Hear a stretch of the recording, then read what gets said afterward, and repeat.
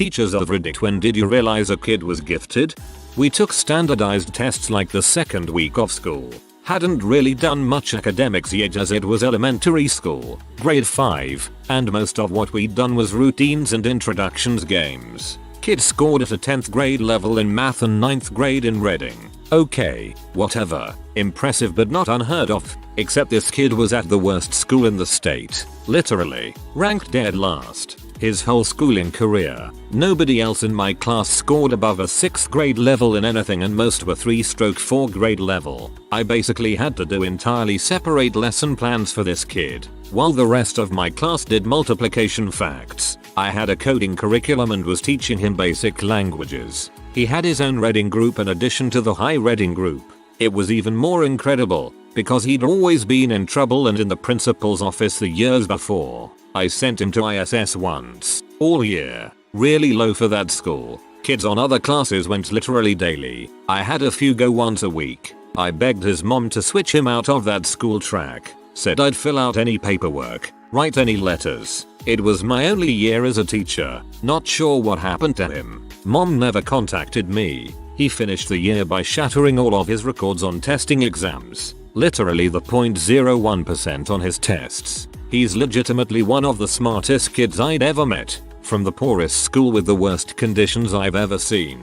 Imagine a kid whose behavior was so bad you had to send him to the International Space Station as a punishment. You get in the rocket now. After less than 1 year of music lessons, it was clear the student would likely become a concert pianist when he learned 15 of Bach's 2-part inventions from memory and played them brilliantly.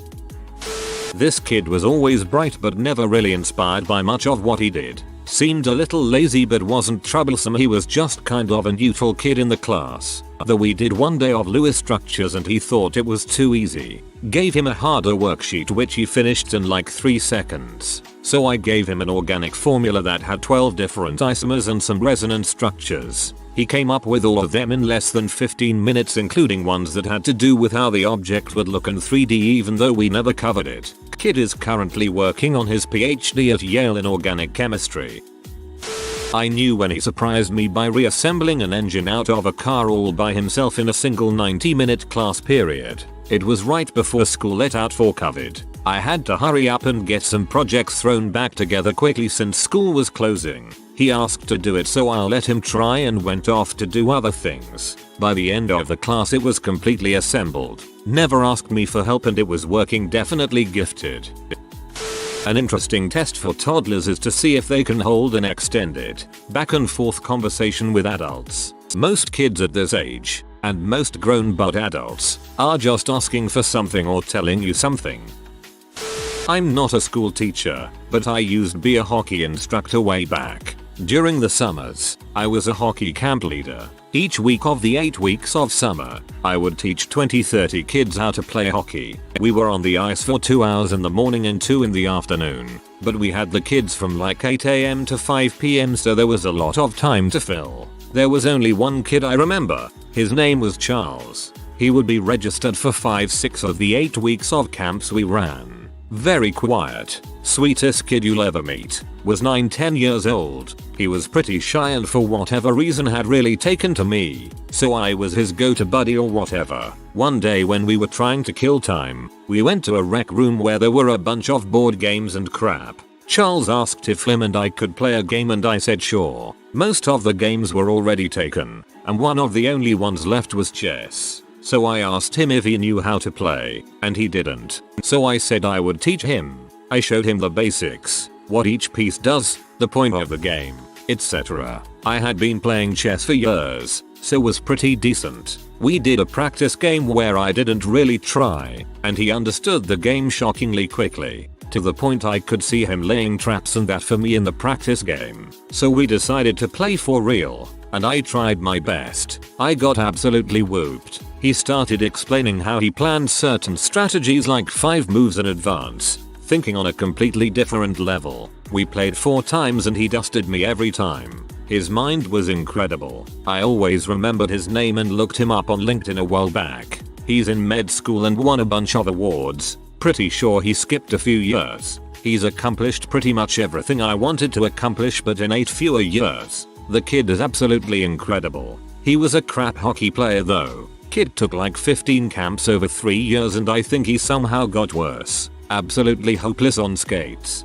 The real take-home message of the day. Doctors generally suck at hockey. JK. The one I know of. One of those brother-in-law's sister's deals. Who went to Dartmouth on a hockey scholarship. Amazing person. Biology teacher here. Had a new student come in at age 15. He didn't talk much but he did all his work as asked and did it well. One day we were having a class discussion about something and he joined in. It ended up being a back and forth between just the two of us, and at some point I realized I was discussing pretty high level stuff with a 15-year-old. He's a neurosurgeon now. Foreign exchange student from China in the 8th grade. His writing abilities far exceeded the majority of even the accelerated class. I moved him from regular English to accelerated, and not only was his writing strong, his insights were so deep and thoughtful. At the end of the year, I learned not only was he a top student in my class, he won Student of the Year in Spanish as well.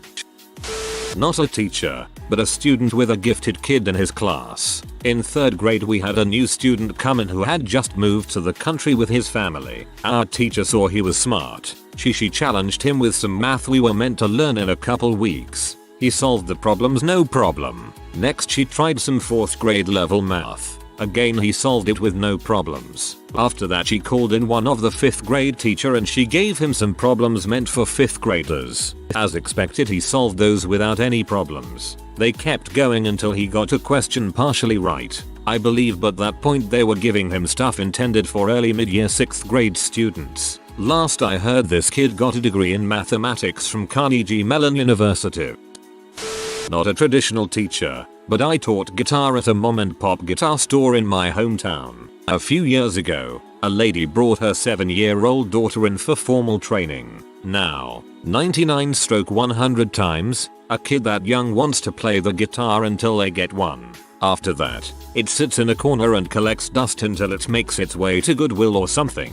This girl had legitimate talent though. She managed to teach herself very basic chords on her own, and had even began writing music. Everything I taught her, she learned within seconds. I also discovered through comparison with my own ear training, that she had perfect pitch. Musicians are dongs. Many of us rarely recognize or appreciate true talent in someone else, but this girl was truly something special. If she isn't a famous successful musician someday, it will be a travesty.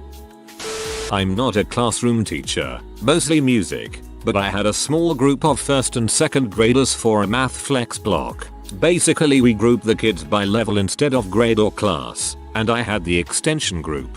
They had all the core concepts, and we were building on them. This one 2nd grade kid was something else. We were working on double-digit adding and subtracting with regrouping, borrowing, and somewhere along the line, this kid figured out multiplication. Then he figured out he can use those rules to multiply large numbers that end in zeros. Egg. 700x4. He expanded this rule to include more zeros. Then he figured out he could start putting numbers in the 10s and 1s slots. And then school was shut down. I like how the wording of this comment subtly implies that this 2nd grader's math discovery was what shut down the school. Ain't a teacher and it's my little brother, but I thought I'll share it. When I was around 14 and he was around 6 years old, I would watch lots of YouTube videos in English, ain't our native language, and he would just sit on the bed behind me and watch for hours. I thought he was just bored and didn't understand anything from what was being said. FFW a year we were on a long car ride and he picked up a history book in English. After a couple hours he tells us he is done reading it. Dad laughs and says, "Oh sure." I ask him to read a sentence and translate it. He proceeds to absolutely nail it and shock us. For what it's worth, young children have an insane ability for language acquisition. When I taught English I used to have 6-year-olds speaking to me in English in a matter of weeks, while my older students struggled. I'm a preschool teacher and I knew a 3-year-old girl that had very extensive vocabulary and could already read really well. Once during lunchtime, a little boy scarfed down his food and her response was, "Wow, he must have been famished." I was blown away. She also taught me about the digestive system once during lunchtime, and it was accurate information. but her favorite subject was the solar system. She was full of facts about the solar system, and she would teach me new things all the time. I always told her mom that she wasn't ready for kindergarten. She's ready for college. I was teaching distance over time graphs. The student stated that if the line just went straight up that it would indicate teleportation because distance has been gained but no time has passed. This was 5th grade science. If the line goes straight up it indicates you are a photon, or that you are existing in all of the places at the same time. And there are a lot of places. 2 dots vertically would be teleportation. Jesus, what a noob 5th grader. There was a kid in my HS chemistry class who would sit in the back, never really talk to anybody, and finish all tests and assignments in less than half the time. Chill guy, just kept to himself. One day we had a test on stoichiometry, which if I remember correctly, involves a lot of conversions across different units with multiplication and division of factors out to the hundredths place. You get a lot of long numbers. Really need a calculator to keep it all straight. Anyways, the test goes on and it reaches the time he normally finishes, but this time he doesn't. I'm thinking, oh crap, this test must be killer if this kid hasn't finished yet. Everyone else must be fricked. Time gets to about 15 minutes left. We're all panicking. Then finally the kid gets up and turns it in. Still the first in the class mind you, but by a much smaller margin than normal. A week goes by and we get the tests back. Big shockwave in the class. BC, this kid gets a 0. Teacher thinks he has been cheating because all of his answers were basically close but off by enough that it's not a rounding error. They think he must have an answer key that he copied. Need to investigate further. After talking to him though, that's not what happened at all. Turns out his calculator had run out of batteries right before the test, and so, instead of asking the teacher to borrow one or get more batteries, etc., kid just decides to do all the math in the margins of the test. We're talking 5+ calculations of long multiplication and division out to the hundredths place for each and every question. That's how he got every question right except off by a little bit. And when he was done, he went back and erased all the extra work because it wasn't supposed to be part of the test. Did all of this and still finished before anybody else. I was amazed. The teacher was amazed. Think he got 100% plus extra credit, and they told him next time to just ask for a calculator. It was mind-blowing. Wow, that's unreal. So smart he can do the test without a calculator but doesn't clue into the fact that asking the teacher for one due to the battery running out really isn't such a big deal. Our brains are weird. I'm a special ed teacher and I teach kids who have emotional and behavior disabilities like oppositional defiance disorder or autism, which manifests as anger, that kind of stuff. But anyway, last year I had a kid who we think had a photographic memory and was a possible savant. He could see a map once and be able to draw it nearly perfectly hours or even days and months later. He had almost every detail too, and all the towns and cities spelled correctly and major land features and even the major highways correctly labeled and named. He also was like a human calculator. You could ask him nearly any math equation and he could answer it in a few seconds in his head. Granted, they couldn't be extreme equations, but pretty much anything like PEMDASYs he could do in his head quickly. His trouble was that he was very aggressive and we could never put him back in a gen ed classroom because he was such a danger to other kids and teachers if he became annoyed or upset. But he was a good kid and very intelligent. He just had a lot of trouble with his emotions and behaviors. Took a summer job helping at a daycare. One of the toddlers, about 18 months old, was way ahead of the rest. Could talk full sentences, knew his ABCs, could count beyond 20, already had shapes and colors down. I've seen kindergarten age kids that haven't mastered some of these things. He's in his early 20s now with a master's in engineering and a 6-figure salary. I'm not a teacher, but I was for a while a medicine student and met an extremely gifted mate there. He was just 16 instead of 18. We found out later. He came from a Middle Eastern country and didn't speak a single word in our language. In less than a month he learnt enough of the language to maintain a conversation, to follow classes, and to get around 95/100 questions right in our first anatomy test. From that moment on, he just aced every single exam, and today he's working as a surgeon in the most important hospital of his country. I came into the room. He was playing a few strings on the guitar. I asked what it was and he soft pedaled it. I pushed a bit further and he started playing what he'd written. I was blown away. Of course it needed a bit of fine tuning, a guitar solo in the middle, and a few out of the office la-las here and there, but he'd written a legitimate rock song. Blew his parents away when we played it in concert. One of my kindergarten friends had a guitar for 1 year. He was able to play everything. Started to take lessons. In the first one, his teacher told him he cannot teach him how to play the guitar better, since he knew it all. The teacher was not some self-taught guy. He studied music and classic guitar on a university. Instead he gifted him a book on how to write songs. When she never got a single question wrong on any of my assignments and ended each marking period with an average higher than 100 due to extra credit assignments. My high school valedictorian was a lot like this, and our calc teacher was the kind of controlling bee that insisted nobody gets an A+ in my class, so she put an impossible question on one of our tests. Not a teacher, but when I was in a top tier US West Coast college, taking a third year biochemistry class, meaning there were a few semesters of prereqs, we had a classmate who came with her dad. She was so young that her feet couldn't touch the floor when she was seated in the chairs of the lecture room. That bastard probably messed up the grading curve. 11-year-old girl, year 7, in my maths class. She started asking questions that would have stumped the brightest in my top set year 11. It was a delight to have her in my class, and I'm so jealous of the teacher who gets to teach her this year.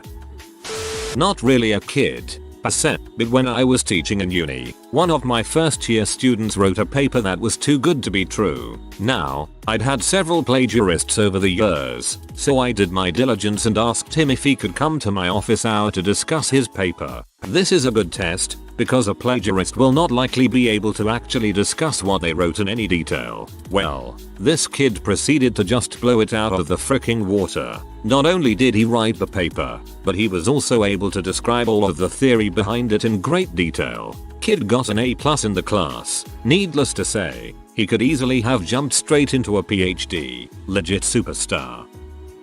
I used to put a math joke puzzle in the corner of the whiteboard, essentially 3 golden triangle numbers arranged in a triangle, and a puzzle which gave the letter I as a result in the middle. In short, it was an Illuminati joke. I had this up for quite a few classes, with nobody being able to guess what on earth it was, until the last class of the day. A student who suffered from particularly invasive autism just came in, took maybe 3 seconds at most, and then laughed, saying, "Why have you drawn the Illuminati symbol on the board?" It wasn't so much that it was impossible. I was just blown away by how quickly he managed to do it. I teach at university, so most of the people you are dealing with are fairly intelligent otherwise. What generally impresses me is the occasional student who has a high capacity for original thought. Most people are capable of getting a degree. It's not particularly difficult once you've learned the rules. What distinguishes a gifted scholar from anyone else is the capacity to think creativity and originally. It is the ability to look at a problem and think about various pathways of solving it, a willingness to try new things, and a high degree of openness to unknown things. Usually, you can tell a really able student when they preface a question with what if or similar terms, as it generally indicates that they are thinking of alternatives, hypotheticals, and trying to answer it. This is always a good sign and often shows positive engagement. By contrast, you can often tell a weaker student when they regularly ask questions such as what's the bare minimum, will this be on the test, etc. These are not bad questions as such, but it indicates that their priority is to get the mark grade and leave. If that is your priority, fair enough. I hope you do well, but it will restrict your capacity to think creativity and originally. I get a lot of those bare minimum students in my class and they don't do particularly well. When you do the bare minimum and memorize your way through general chemistry, organic chemistry isn't going to be particularly kind to you. When I did student teaching in band, did not become a teacher, we had this one 7th grader who was, I think, dyslexic.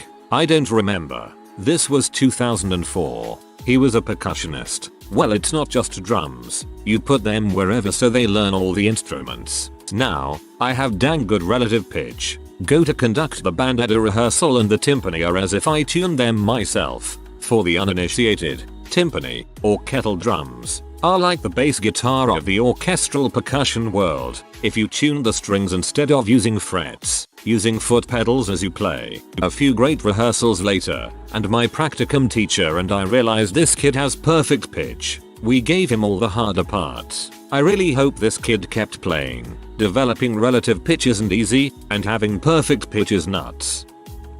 English teacher here. I see it when they write. Classroom dynamics being what they are. Not every kid talks much in class. Some prefer to stay back, and some are held back by some of the bigger personalities in class. But when they write directly to me. You can see it in their ideas and the way they express them. Whether the spelling is perfect or not, you can tell when a kid is bright and insightful when you're one-on-one. One child. He was more ahead of his peers in every aspect. It seemed like he was babysitting the rest of his classmates. After a week of teaching the class simple coding, he built a fully functional multiplayer game with material he taught himself. This was at age 8. Another child consistently produced excellent work, finished early and could discuss his viewpoints in depth and actually made me change my viewpoint. He was brilliant in maths. Once I was explaining a new concept to the class and worked out one example together. I told them that I would guide them in the second example so that I can help whoever needs, and I hear a really genuine and cute oops. I just finished them all now. I teach foreign language at a university, and one semester I get a notification that there will be a minor, under 18, in the class. I have to take some online test about that, so it's a bit annoying, but fine. Anyway, flash forward to a couple weeks into the semester. I'm talking with one of my students during the break. He's an advanced undergrad in his junior year, taking grad courses in theoretical topology, thinning hair, glasses, also very interested in philosophy, which was my major in college, so we got along on that front. I figured he was a little older than everyone else, and had come to college late or something. Then it comes out, he's 17. He was so brilliant that he gave his high school principal an ultimatum after his first year. Either they give him the degree early and he goes straight to college, or he drops out and goes to college anyway. Ivy Leagues were already looking to recruit him. I'd never encountered a genius before that, and he was just this very humble, unassuming guy. Always did his homework and showed up on time. Science teacher here. I had a new student join my environmental science class on the day of a pretty difficult test. I told him that he could try the test, and if he scored poorly, then I would simply not count it in his grade. I really just wanted to get a feel for what he learned at his previous school. Well, he finished the test in about 5 minutes. He got a perfect score and provided the best answer to the extra credit question at the end. I walked to the principal's office after the class period and asked for him to be removed from my class and placed in advanced chemistry. I think he ended up with a 97% in the chemistry class by the end of the year. You are an MVP, you know that. I teach editing to grad students in creative writing programs, but I once witnessed a kid who was so amazing that I know I was witnessing pure, raw genius at work. Her big sister was in my daughter's 3rd grade class. A bunch of us mommies were just chatting and laughing with our kids' teacher in their classroom, while our kids and their siblings milled around the classroom. Out of the corner of my eye I was noticing one tiny little kid about 3 years old. She was staring at the alphabet board near the ceiling and asked another kid to tell her how both the big and little letters say, not their names. I know my ABCs. I guess she thought upper and lowercase might be different. The big kid did. Even the complications of C and Y. The toddler looked at the border, saying each of the sounds. She had our attention then toddled over to a book, The Celery Stalks at Midnight, sat on the floor with it and sounded out the words, slowly and awkwardly at first, then faster, until they sounded right, maybe not knowing all their definitions, but that didn't stop her. By then we were all watching, mesmerized. She finished her awkward first pass, then read a few pages out loud to us, prefacing it with, "This is a funny book, mommy." Listen, she was only 3 years old, and with minimal help, she had taught herself to read in about 20 minutes. That remains the single most amazing few minutes of my life. I knew I was in the presence of a magnificent human mind and I was deeply moved. If you are new to the channel, you can subscribe. I publish new videos every day. Until then, check another video.